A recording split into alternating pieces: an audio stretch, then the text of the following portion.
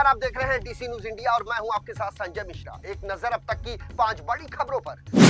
महाराष्ट्र के भंडारा जिले के भारतीय सेना की हथियार फैक्ट्री में शुक्रवार की सुबह जोरदार धमाका हुआ, जिसकी आवाज 5 किलोमीटर दूर तक सुनाई दी। इस भीषण ब्लास्ट में 8 लोगों के मारे जाने की खबर सामने आ रही है, जबकि 7 लोगों के गंभीर रूप से घायल होने की बात की जा रही है। जिला कलेक्टर संजय कोलते के मुताबिक ब्लास्ट की घटना सुबह 10:30 बजे के आसपास की है। धमाका इतना तेज था कि इससे ऊपर की छत गिर गई, जिससे जेसीबी की मदद से उसे हटाया जा रहा है। मलबे के नीचे तकरीबन 12 लोगों के फंसे होने का अंदेशा जताया जा रहा है, जिसमें 2 लोगों को किसी तरह से सुरक्षित बाहर निकाल लिया गया। दरअसल फैक्ट्री के आरके ब्रांच सेक्शन में यह ब्लास्ट हुआ, जिसकी तस्वीरें लगातार सोशल मीडिया पर वायरल हो रही है, जिसमें आसानी से देखा जा सकता है कि हथियार बनाने वाले भारी सामान के टुकड़े आसपास बिखरे पड़े हैं। ब्लास्ट के बाद काले धुएं से पूरा आसमान सराबोर हो उठा। वहीं बताया जा रहा है कि धमाके के बाद हथियार फैक्ट्री में अचानक आग लग गई, जिसकी चपेट में कई लोगों के आने की आशंका है। घटना स्थल पर पुलिस की टीमें मौजूद हैं और राहत बचाव कार्य युद्ध स्तर पर किया जा रहा है।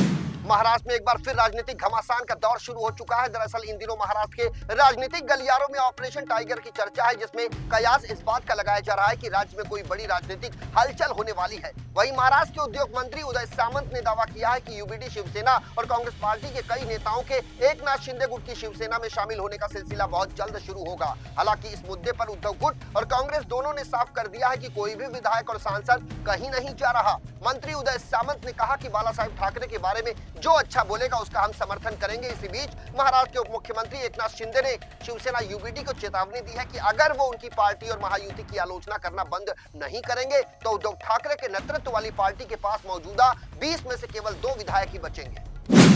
मुंबई में 20 साल की एक लड़की के साथ रेप का मामला सामने आया है, जिससे पूरे शहर में हड़कंप मच गया है। दरअसल पीड़ित युवती मंगलवार की देर रात रेलवे स्टेशन पर मिली थी। जब लड़की की मेडिकल जांच करवाई गई तो खौफनाक बातें सामने आई। बताया जा रहा है कि लड़की के प्राइवेट पार्ट में प्लास्टिक में लिपटे हुए पत्थर और सर्जिकल ब्लेड मिले हैं, जिससे पुलिस भी सन्न रह गई। जब पुलिस ने रेप के आरोपी ऑटो रिक्शा ड्राइवर को हिरासत में लिया तो पूछताछ में जो बातें सामने आई उससे पुलिस भी खासी हैरान है। पुलिस के अनुसार कथित युवती और ऑटो रिक्शा चालक एक साथ अरनाला बीच पर रात भर मौजूद थे। इसी समय लड़की के साथ ऑटो ड्राइवर ने यौन उत्पीड़न किया। इस कहानी में अब और भी कुछ नई बात सामने आ रही है। पुलिस का मानना है कि युवती ने अपने माता पिता की डांट और पिटाई से बचने के लिए खुद ही अपने शरीर में ये वस्तुएं डाली थी। जब उसे तेज दर्द हुआ और बहुत ब्लीडिंग हुई तो उसने पुलिस से संपर्क किया। मामले की जांच की जा रही है।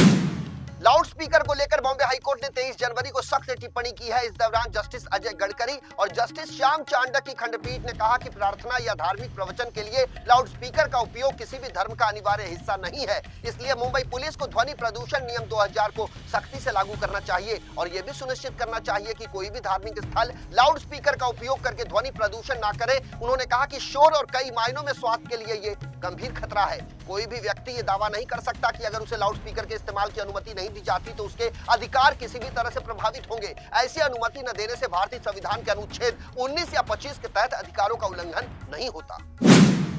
बिहार के मोकामा फायरिंग मामले में आरोपी गैंगस्टर सोनू ने पुलिस के सामने सरेंडर कर दिया है। बताया जा रहा है कि सोनू ने पंचमैला थाने में आत्मसमर्पण किया है। दरअसल मोकामा फायरिंग को लेकर पुलिस के पास जो 3 एफआईआर दर्ज हुई है उसमें से एक मामले में सोनू को आरोपी बनाया गया है। कहा यह जा रहा है कि सोनू मोनू गैंग के सोनू और उसके अलावा अन्य आरोपी भी पुलिस के सामने सरेंडर कर सकते हैं। जानकारी के अनुसार मोकामा फायरिंग मामले में अनंत सिंह और उनके समर्थकों को भी एफआईआर में आरोपी बनाया गया है। सोनू के सरेंडर के बाद अनंत सिंह के ऊपर भी पुलिस का दबाव बढ़ सकता है। दरअसल बिहार के मोकामा में बुधवार को अनंत सिंह और सोनू मोनू गैंग के बीच 70 से 80 राउंड की गोलियां चली थी, जिसमें अनंत सिंह बाल बाल बच गए थे।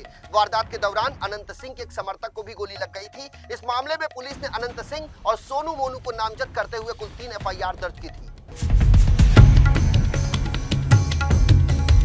आचार्य चाणक्य ने कहा है कि जीवन में कभी संघर्ष आने पर व्यक्ति को घबराना नहीं चाहिए। संघर्ष ही व्यक्ति को अंदर से मजबूत बनाते हैं और जीवन में आगे बढ़ने का रास्ता दिखाते हैं। ऐसे में जो व्यक्ति लाइफ में आई परेशानियों से घबरा जाता है वो कभी भी उन्नति नहीं कर सकता। इसलिए हर परिस्थिति का डटकर मुकाबला करें, तभी आप अपने लक्ष्यों को हासिल कर सकते हैं। जो इंसान जीवन में आने वाले बदलाव से घबराता है वो जीवन में कभी अपनी मंजिल को हासिल नहीं कर सकता।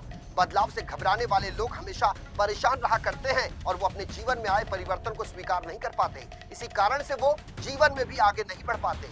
इसलिए अगर आप जीवन में तरक्की करना चाहते हैं तो इसके लिए लाइफ में आए बदलावों को एक्सेप्ट करें।